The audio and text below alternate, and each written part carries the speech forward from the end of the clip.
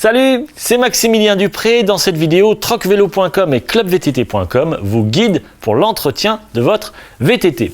Aujourd'hui, on va changer un câble de frein. Et oui, alors, il existe plusieurs types de freins. Frein à disque, frein à patin. Et aujourd'hui, on va changer un câble de frein à disque. Il existe des freins à disque hydrauliques et des freins à disque avec des câbles. C'est le cas ici. Tout simplement, ça fonctionne exactement de la même manière qu'un frein à patin. Il s'agit ici d'un levier qui tire sur un câble et le câble vient ici serrer un étrier à l'intérieur duquel il y a des plaquettes qui viennent frotter sur le disque. C'est parti, on y va, tutoriel, on va changer le câble de ce frein à disque mécanique. Et donc pour changer un câble de frein, vous devez avoir un nouveau câble. Vous devez donc acheter un câble neuf et attention, il y a plusieurs types de câbles. Il y a les câbles pour les dérailleurs, ici, shift cable, ou des câbles pour les freins, câble frein VTT par exemple, ou câble frein vélo de route. Alors quelle est la différence? Tout simplement, premièrement, le diamètre. Le diamètre des câbles de dérailleur est de 1,2 ou 1,1 mm en fonction des marques. Et pour les câbles de frein, le diamètre est de 1,5 ou 1,6 mm en fonction de la marque, encore une fois. Et attention, pour les câbles de frein, il y a plusieurs embouts ici, à savoir l'embout ici cylindrique pour les freins pour les VTT. Et il y a ici le petit embout qui ressemble à un petit bouchon, ici, petit champignon, pour les freins de vélo de route. Première étape, on va maintenant démonter le câble existant pour ensuite le remplacer par le câble neuf. On y va. Première étape donc, avec une pince, vous tirez sur l'embout ici pour l'enlever, pour le sortir. Et si cet embout ne vient pas, vous utilisez une pince coupante. Elle est là. Et vous coupez le câble, comme ceci. Ensuite, vous prenez une clé Allen, elle est là, et vous desserrez cet écrou qui serre ici le câble sur ce levier. Vous tournez évidemment pour le desserrer dans le sens inverse des aiguilles d'une montre, comme ceci. Et donc, vous pouvez sortir le câble.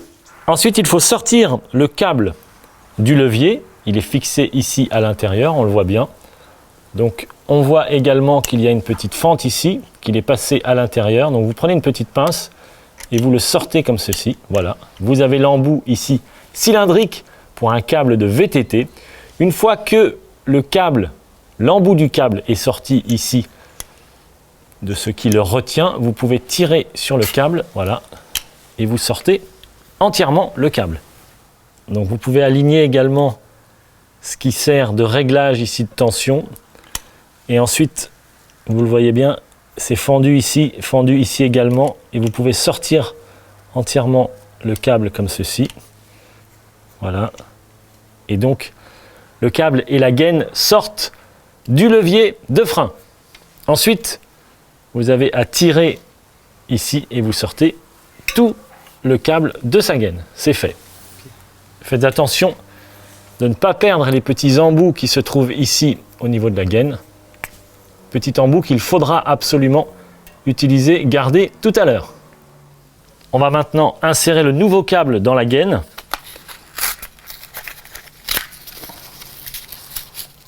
On sort le câble de son emballage et ensuite on enfile le bout du câble dans la gaine, ici, comme ceci, jusqu'à le voir ressortir de l'autre côté. Maintenant, on va venir positionner le câble à l'intérieur du levier de frein.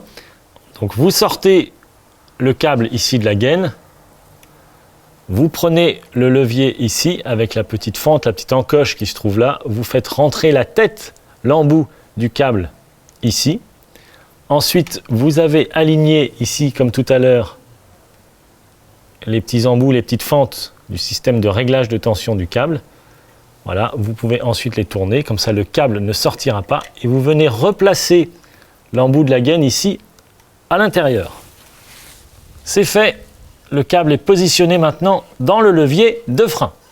Ensuite, on positionne le câble ici à l'intérieur. Ici, il y a une petite encoche, donc on vient le positionner devant. On vient ensuite, avec la petite fixation ici, le bloquer. Et on serre l'écrou, ici, avec la clé Allen, en tournant, bien entendu, dans le sens des aiguilles d'une montre. Alors, vous pouvez laisser ici le levier vers le bas, vous lui donnez un tout petit peu de course comme ceci, voilà, vous serrez, c'est parfait, on va vérifier que ça fonctionne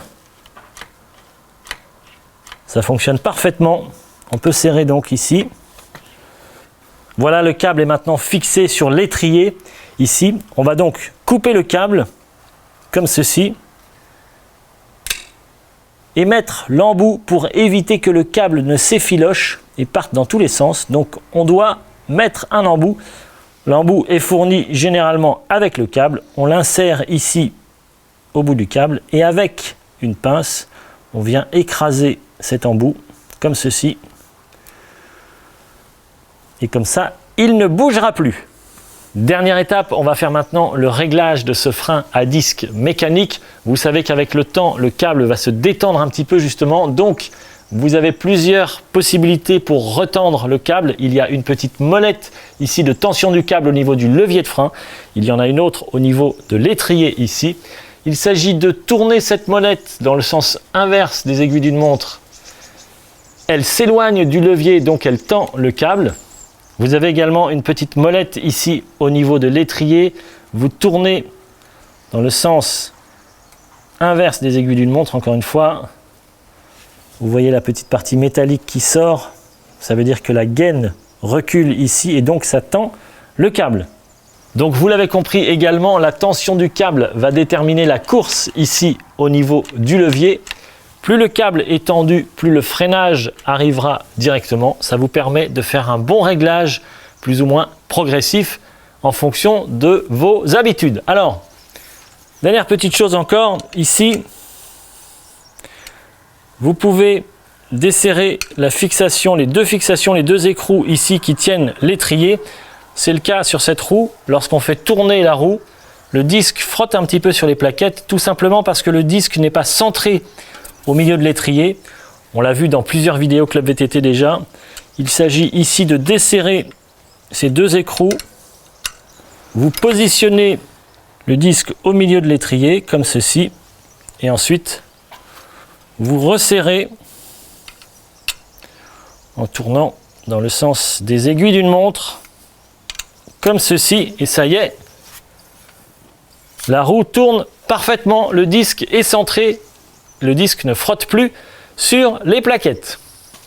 Merci à tous d'avoir regardé cette vidéo tutoriel sur comment changer un câble de frein à disque mécanique. Rendez-vous sur le site trocvelo.com. Troc Vélo, c'est tout simplement le numéro 1 des petites annonces de vélos d'occasion en France. Vous allez trouver sur ce site le vélo d'occasion dont vous rêvez. Il y a des dizaines de milliers d'annonces. Elles sont classées par type de pratique, par type de vélo, par diamètre des roues, par taille également. Vous allez trouver le vélo à la bonne taille. Si vous souhaitez plus d'informations, des conseils ou tout simplement poser vos questions au site Troc Vélo, vous pouvez les joindre directement par email. Voici l'adresse email du site contact@troc-vélo.com.